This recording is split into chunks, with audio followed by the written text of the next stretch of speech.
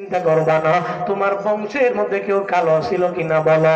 আমার বাবার যে দাদা উনি ছিল অনেক পরিমাণে কালো।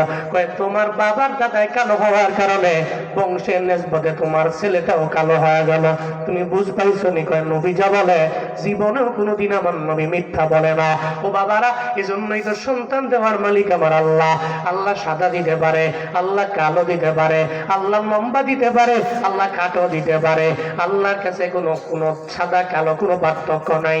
আল্লাহর কাছে লম্বা খাটো কোনো পার্থক্য নাই। আল্লাহর কাছে কোনো ফরক নাই।